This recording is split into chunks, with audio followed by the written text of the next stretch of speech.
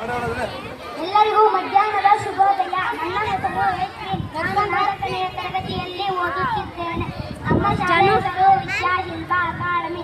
ನಾನು ಬಾಲಗಂಗಾಧರ ತಿಲಕ್ ರವರ ಬಗ್ಗೆ ಮಾತನಾಡುತ್ತಿದ್ದೇನೆ.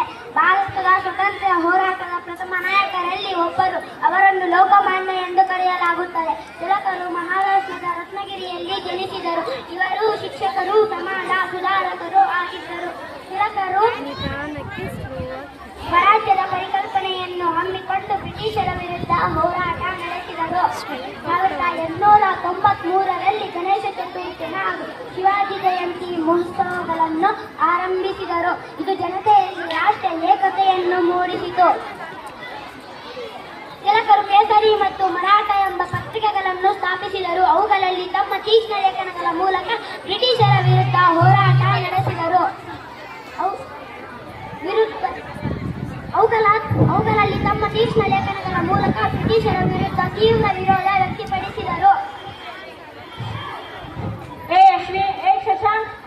ಅವರ ಸ್ವರಾಜ್ಯವು ನನ್ನ ಜನ್ಮಸಿದ್ಧ ಹಕ್ಕು, ಅದನ್ನು ನಾನು ಪಡೆಯಲೇಬೇಕು ಎಂಬ ಘೋಷಣೆಯು ಜನರಲ್ಲಿ ದೊಡ್ಡ ಪ್ರಭಾವ ಬೀರಿತು. ತಿಲಕರು 3 ಬಾರಿ ಬ್ರಿಟಿಷ್ ಆಳ್ವಿಕೆಯಲ್ಲಿ ಜೈಲು ಶಿಕ್ಷೆಗೆ ಗುರಿಯಾದರು. ಇದರಲ್ಲಿ ಮ್ಯಾಂಡಲೆ ಉಲ್ಲಂಘನೆಯಾದ ಕಾಲದಲ್ಲಿತ್ತು. ಭಾರತದ ಸ್ವಾತಂತ್ರ್ಯ ಹೋರಾಟದ ಮೂರ್ತಿಗಳಾದ ಲಾಲ್ ಬಾಲ್ ಪಾಲ್ರಲ್ಲಿ ಇವರೊಬ್ಬರು ಆಗಿದ್ದರು. ಬಾಲಗಂಗಾಧರ ತಿಲಕ್ ರವರ ತತ್ವಗಳು ಮತ್ತು ಹೋರಾಟದ ಶೈಲಿ ಇಂದಿಗೂ ಭಾರತದ ಸ್ವಾತಂತ್ರ್ಯ ಹೋರಾಟದಲ್ಲಿ ಪ್ರಮುಖ ಪಾತ್ರ ವಹಿಸುತ್ತದೆ. 1920ರಲ್ಲಿ ತಿಲಕರು ನಿಧನರಾದರು. ಆದರೆ ಅವರ ದೇಶಭಕ್ತಿ ಮತ್ತು ತ್ಯಾಗ ಸದಾ ಸ್ಮರಣೀಯವಾಗಿದೆ. ಎಲ್ಲರಿಗೂ ನನ್ನ ಹೃದಯಪೂರ್ವಕ ಧನ್ಯವಾದಗಳು. ಜೈ ಹಿಂದ್, ಜೈ ಭಾರತ್.